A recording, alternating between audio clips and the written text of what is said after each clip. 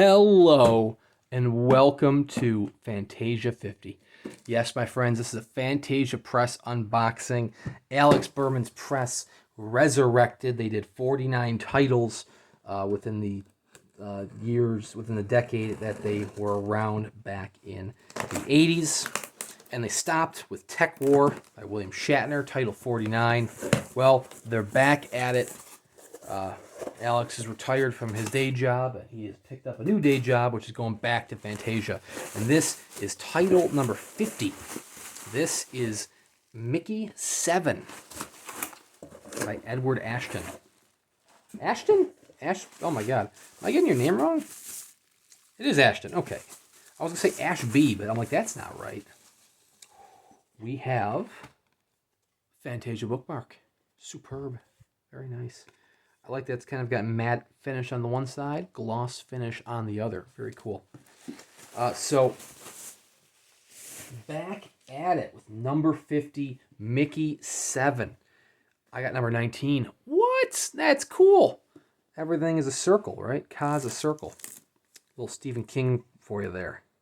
I don't know if the 19 was intentional or not. If it was, thank you. If it was not, thank you anyways.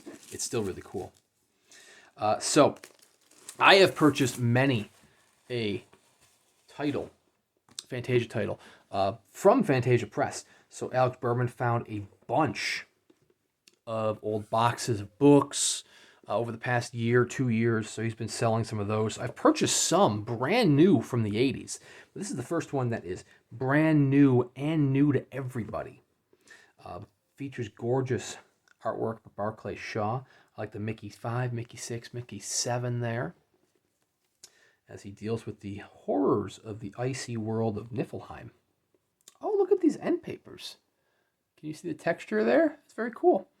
So, is this going to have the EA? It is going to have the EA. One of the remarkable things, one of the tropes of the Phantasia titles I've already unboxed in the past is that the cloth of the book will match the cloth of the slipcase, and they will have the author's initials on there. EA for Edward Ashton. Very nice, kind of white for Niflheim cloth. Very nice indeed. And we have Barclay Shaw's illustrations of, I like his little signature there. He kind of worked Shaw into the artwork. It's very heavy metal. I mean, the artwork itself is very heavy metal. There is Mickey dying in the horrors of space. So Mickey7, he's a clone. He's expendable. And he is sent, printed on acid-free paper. How about that? He is sent to the world of Niflheim to help make it habitable, I believe. And, well, Mickey7, because he's the 7th clone, he dies. Except he doesn't die. He lives. But when he returns to his colony, he finds out that he's essentially dead, because Mickey8 has already been brought to life, and he's already there doing his stuff. So Mickey7 he's obsolete. And so Mickey7 has to kind of live in hiding. He has to deal with the horrors of the world as things continue to get worse and worse on Niflheim. It's a very interesting concept. It's actually being made into a film called Mickey17. I don't know why they're adding a 1 in there. Probably show more dead bodies, who knows? By, oh my God, Boon Joon-ho, is that what his name is? The guy that Parasite. So just like the other titles, not really any interior illustrations, but that is A-okay. Just like the other titles, we have the signature page in the back.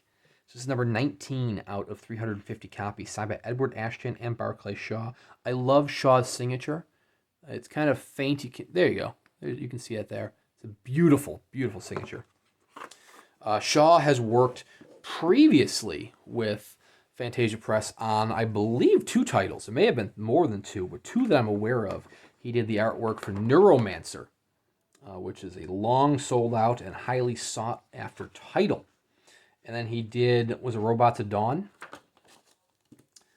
by Asimov, which is stunning as well. I have an unboxing of that on the channel. Cool fun fact I didn't realize, but Edward Ashton, who is pictured here on the back. There's Edward Ashton. Hello, Edward. And Barclay Shaw rocking the coolest mustache ever. Look at that. Production design, Stephen Schofer and Diana Petroff. Very cool people. Very cool cats. Diana is really big over in the Stephen King community, and now she is quite literally integral to the properties of Phantasia Press with Fred the Robot. But anyways, cool thing about Edward Ashton is that he's kind of local. I didn't realize that. I'm in Buffalo, New York. I'm in Western New York.